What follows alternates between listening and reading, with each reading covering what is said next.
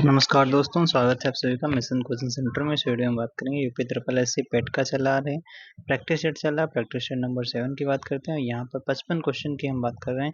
GK, GS, history, geography, polity, economy, current, ये सारे सवाल यहाँ पर लिए जा रहे हैं। ठीक है, अगर चैनल पर पहली बार हो तो सब्सक्राइब कर लेना, और यहाँ पर आपका 6 तक अगर नहीं देखा तो आपका प्ले लिस्ट यहाँ पर चैनल पर मिल जाएगी, वहाँ पर आप देख सकते हो। ठीक है, चलिए शुरू करते हैं।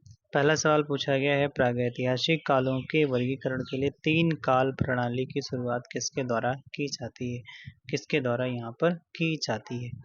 तो देखो, यहाँ पर अगर हम बात करते हैं तो क्रिश्चियन जुर्गनसन और थॉमसन, इनका करके ये नाम है। ठीक है, तो ये आपका सी वाला उत्तर हो जाता है, जो प्रागैतिहासिक कालों से संबंधित हो जाता है। ठीक है, हो जाता है। अगला सवाल है, कौन मगध के सिंहासन के लिए राजा बिंबिसार का उत्तराधिकारी था? बिंबिसार का उत्तराधिकारी पूछा जा रहा है, तो बिंबिसार का उत्तराधिकारी आपका अजातशत्रु हो जाता है।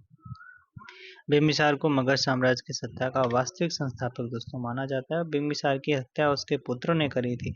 किसने? अजातशत्रु ने करी थी। इसलिए आपको इसे जो आपका हर्यक वंश है, हर्यक वंश का शासक था ये, तो इसे पितृहंता वंश भी कहा जाता है। मगध की राजगद्दी पर बैठता है कौन? अजातशत्रु 492 ईसा पूर्व में बैठता है। अजातशत्रु के समय में ही राजगृह की सप्तपदी गुफा में प्रथम बौद्ध संगीत का आयोजन किया गया था। ठीक है, अजातशत्रु के समय ही सप्तपदी गुफा में आपका आयोजन किया गया था राजगृह की बौद्ध संगीत। ठीक है, अगला सवाल है, कौन हर्षवर्धन के दरबारी कवि कौन हर्षवर्धन के जो दरबारी कवि थे और हर्षचरित के लेखक हो जाते हैं? तो कौन हो जाते हैं? बाणभट्ट जी हो जाते हैं। बाणभट्ट की अगर हम बात करते हैं, इन्होंने आपका हर्षचरित और इन्होंने कादम्बनी भी लिखी है। क्या लिखी? कादम्बनी भी इन्होंने किताब लिखी है। ठीक है, राजशेखर को महिपाल तथा महेंद्रपाल प्रथम दोनों ने संरक्षण प्रदान किया था राजशेखर को। ठीक है, अगर पूछे किसके दरबारी कवि थे, तो महेंद्रपाल प्रथम के और आपके महिपाल के थे। राजशेखर अगर बात करते हैं, इनकी आपकी प्रमुख रचना काव्य मीमांसा हो जाती है। कालिदास जो अगर हम बात करते हैं, चंद्रगुप्त द्वितीय के आपका जो विक्रमादित्य थे, उनके दरबार में ये रहा करते थे। आर्यभट्ट की आर्यभट्टियम हो जाती है। दारा शिकोह के पिता का क्या नाम था? दारा शिकोह के पिता का नाम आपका शाहजहां हो जाता है। ठीक है, शाहजहां हो जाता है। शाहजहां के कितने पुत्र थे? 4 बेटे थे। कौन कौन थे? औरंगजेब था, दारा शिकोह था, शाह शुजा था और मुराद बख्श था। कितने बेटे थे? 4 बेटे थे। कौन कौन से? औरंगजेब था, दारा शिकोह था, शाह शुजा था और मुराद बख्श था। ठीक है, मुराद बख्श था शाहजहां का। औरंगजेब को जिंदा पीर के नाम से जाना जाता है। ठीक है, और यहाँ पर आलमगीर के नाम से जहांगीर को जाना जाता है। पानीपत के तृतीय युद्ध के दौरान मुगल सम्राट कौन था? तो पानीपत का जो तृतीय युद्ध होता है कब होता है? तो पानीपत का तृतीय युद्ध 1761 ईस्वी में होता है। इस टाइम पर कौन होता है? तो शाह आलम द्वितीय इस टाइम पर राजा होता है, मुगल बादशाह होता है। ठीक है, मुगल बादशाह होता है। पानीपत का जो आपका तृतीय युद्ध होता है वो अफगान शासक अहमद शाह अब्दाली तथा मराठों के बीच में होता है, और यहाँ पर इसमें क्या होता है? अहमद शाह अब्दाली इसमें विजयी हो जाता है। पानीपत के अगर तृतीय युद्ध में बात करते हैं, मराठों का नेतृत्व सदाशिवराव भाऊ और विश्वास राव द्वारा किया गया था। अफगान शासक अहमद शाह अब्दाली के इस युद्ध में अगर बात करते हैं, अवध के नवाब शुजाउद्दौला और नजीबुद्दौला रुहेला भी इसमें शामिल थे। चलो भाई, ठीक है, ओके, आगे बात कर लेते हैं। द्वितीय आंग्ल बर्मा युद्ध किस वर्ष में लड़ा गया था? तो 1800 कब लड़ा गया था? 1852 में लड़ा गया था द्वितीय आंग्ल बर्मा युद्ध। ठीक है, कब? 1852 में लड़ा गया था। 1852 में लड़ा गया था। इस्लामी संस्कृति को संरक्षित करने के उद्देश्य से चलाए गए देवबंद आंदोलन का नेतृत्व कौन था? तो ये मोहम्मद कासिम ननौतवी ये इसके आंदोलन के नेता हुआ करते थे। और ये आपका कैसा आंदोलन था? पुनरुद्धार आंदोलन था, देवबंद आंदोलन था। ये अलीगढ़ आंदोलन के विपरीत विचारधारा का आंदोलन था। ये 1866 के आसपास ही चलता है, और मोहम्मद कासिम ननौतवी और आपका रहीद अहमद गंगोही ने इसका नेतृत्व किया था। उत्तर प्रदेश के देवबंद यानी सहारनपुर में इस्लामी मदरसे की स्थापना की गई थी। वहीं से तो हुआ था ये। भारतीय राष्ट्रीय कांग्रेस के किस अधिवेशन के दौरान भारत छोड़ो प्रस्ताव पारित किया गया था? कौन सा अधिवेशन था? तो ये आपका अधिवेशन कौन था? बम्बई वाला अधिवेशन था। ठीक है, बम्बई अधिवेशन था, उसी में ये पारित हुआ था। कौन सा भाई अधिवेशन था? बम्बई अधिवेशन था। ठीक है, बम्बई अधिवेशन था, बम्बई अधिवेशन था। वही अगर बात करते हैं भारत छोड़ो आंदोलन जो प्रारंभ होता है 8 अगस्त 1942 को होता है। इसी में महात्मा गांधी जी करो या मरो का नारा देते हैं।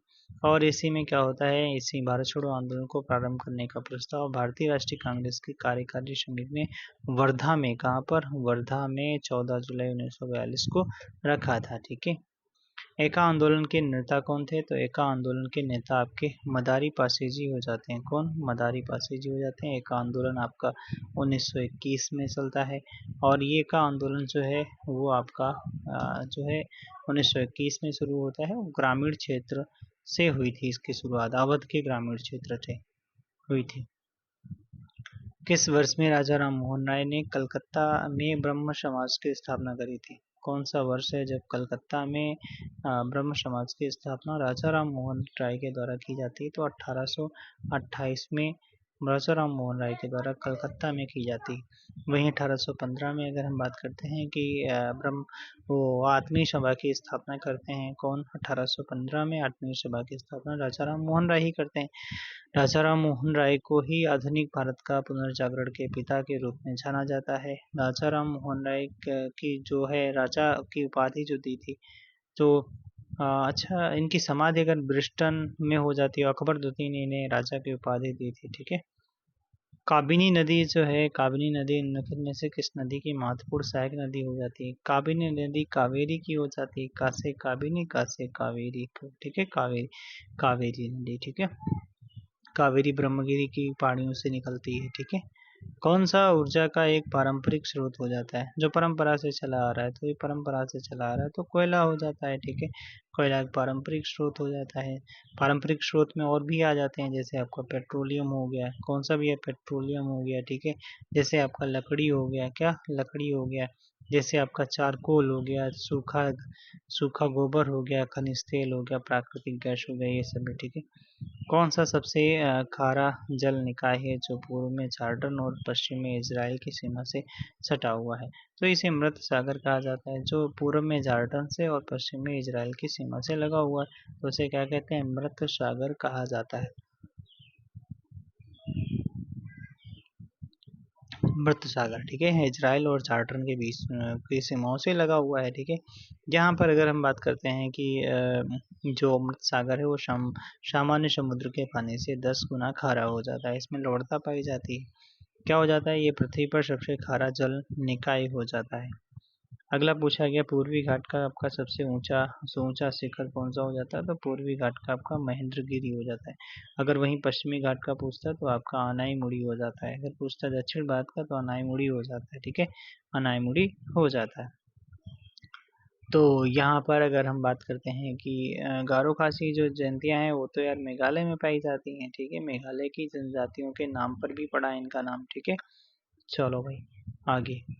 अगला सवाल है गोरी चेन निम्नलिखित में से सबसे ऊंची पर्वत चोटी है। गोरी चेन कहाँ मिलेगी आपकी? अरुण गोरी चेन के साथ रहता है। ठीक है, तो अरुणाचल प्रदेश में सबसे ऊंची चोटी, पर्वत चोटी आपका अरुणाचल प्रदेश में गोरी चेन हो जाती है। कौन सी? गोरी चेन हो जाती है। ठीक है, गोरी चेन हो जाती है। जैसे राजस्थान में आपका है धूपगढ़ हो जाती है। अरावली में जो आपका है उसकी, अरावली जो पर्वत श्रृंखला है उसकी चोटी हो जाती है। राज्य विधानसभा में की पूर्व अनुमति के बिना कोई धन विधेयक प्रस्तुत नहीं किया जा सकता।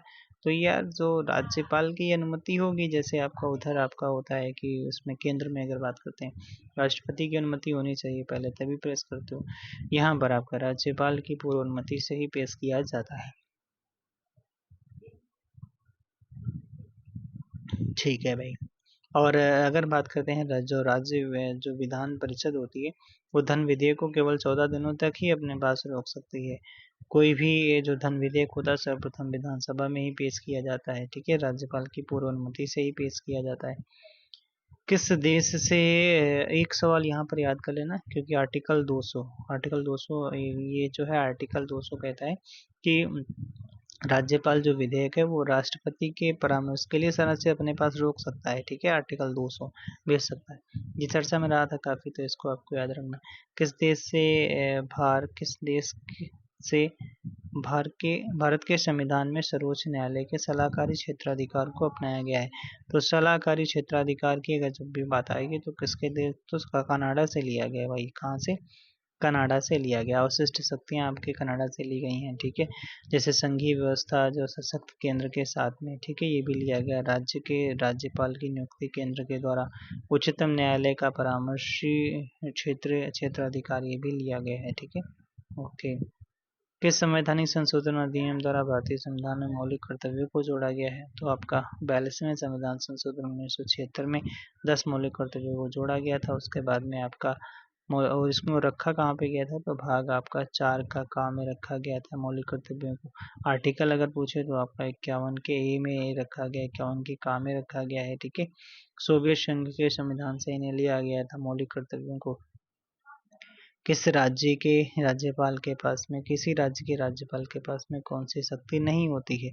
तो देखो यहाँ पर विधायी शक्ति, कार्यकारी शक्ति, राजनैतिक सैन्य शक्ति और न्यायपालिका की शक्ति, तो ये इसके पास में कौन सी नहीं?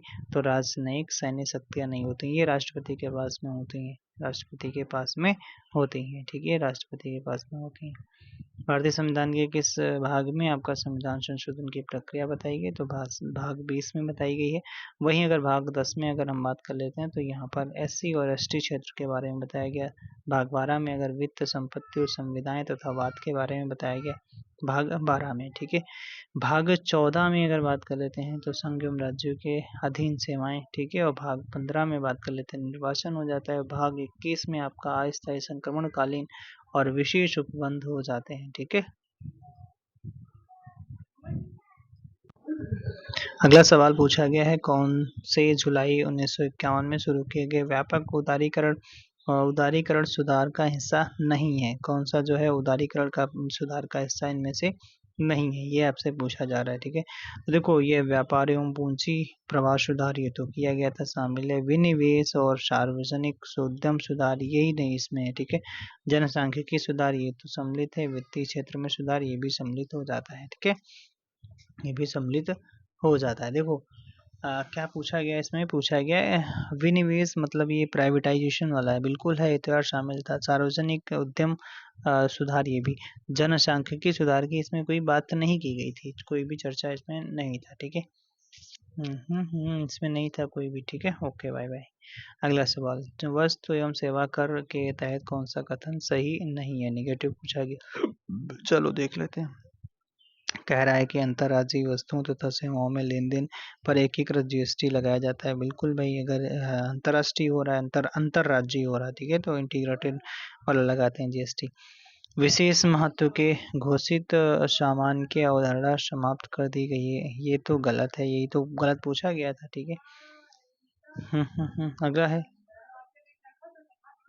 अगला राजस्व के नुकसान के लिए राज्यों का 5 साल के लिए मुआवजा मिलेगा। 5 साल के लिए मुआवजा मिलेगा राजस्व के नुकसान के लिए राज्यों को। हाँ बिल्कुल सही है, ये तो उसमें सम्मिलित है भाई। ठीक है, चलो भाई आगे लिख लेते हैं।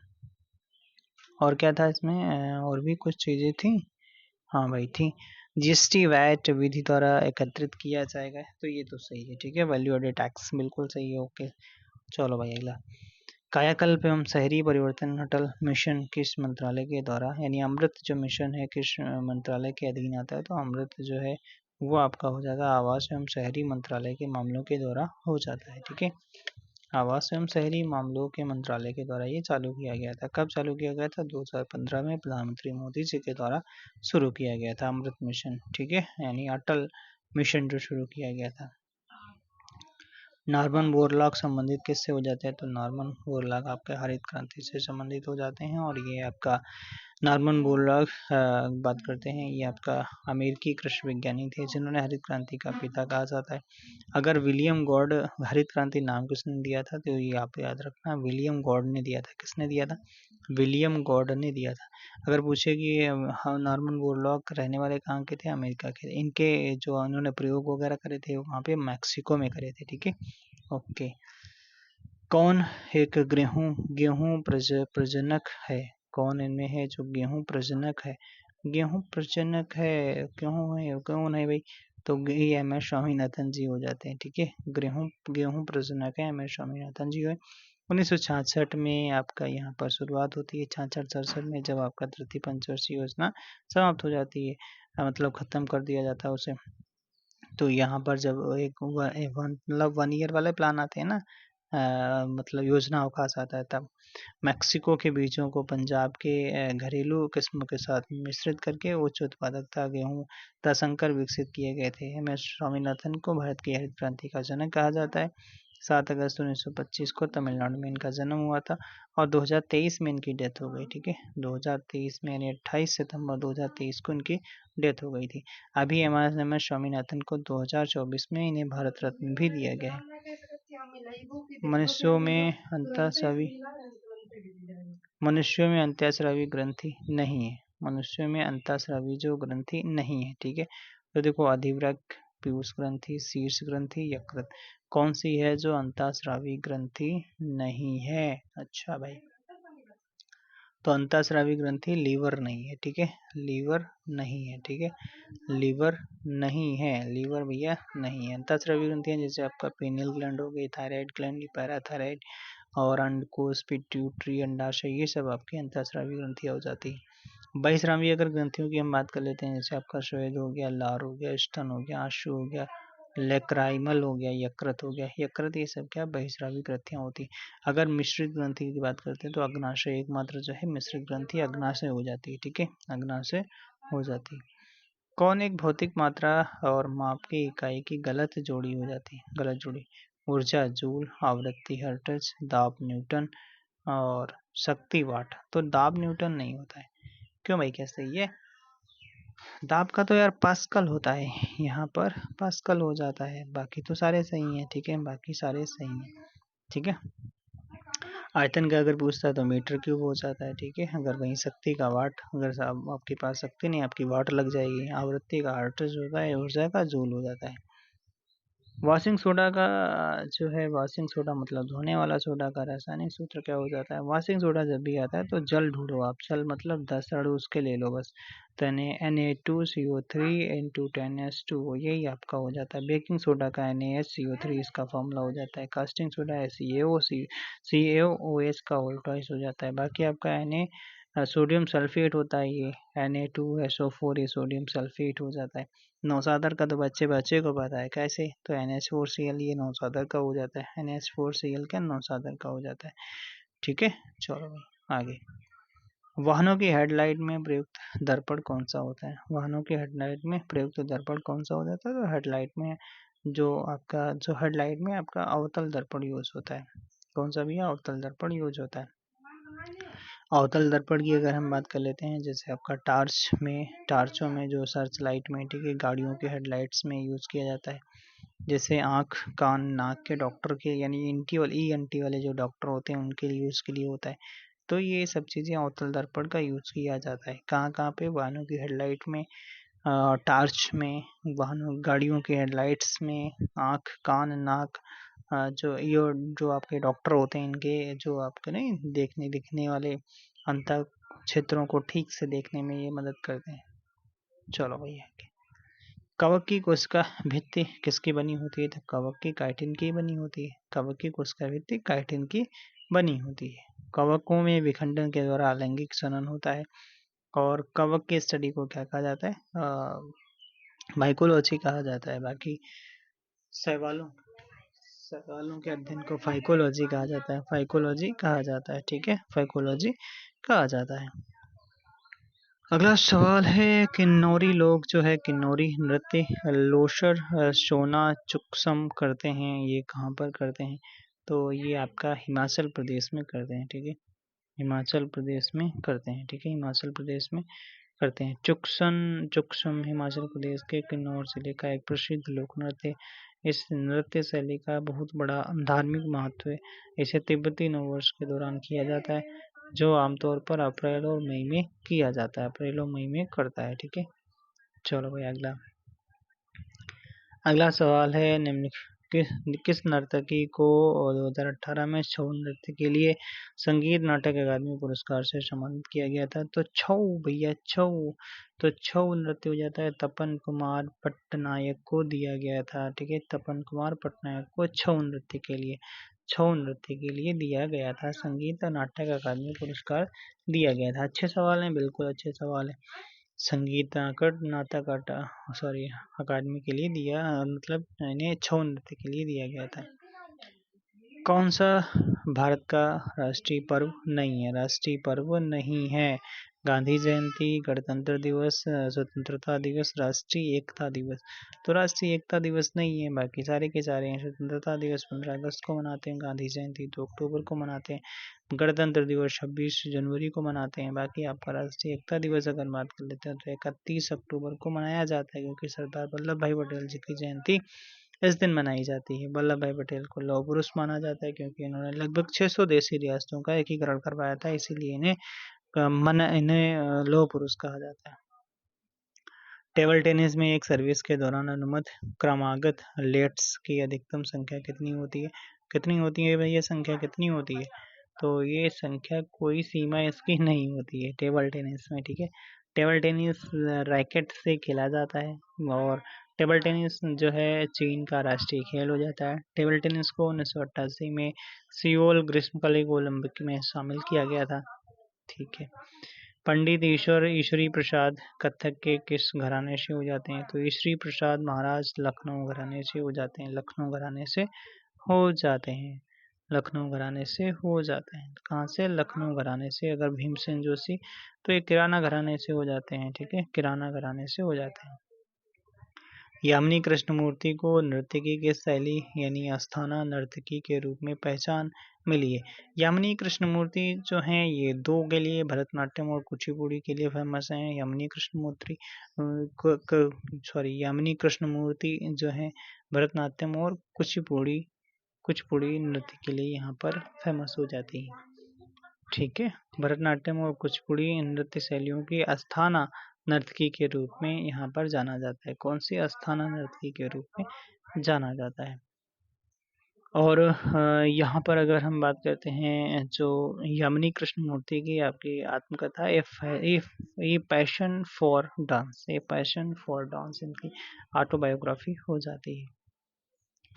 दिनों का कह रहा है, दिनों का काम रोजगार देने के लिए भारत सरकार द्वारा गरीब कल्याण योजना 2020 में शुरू करी गई थी।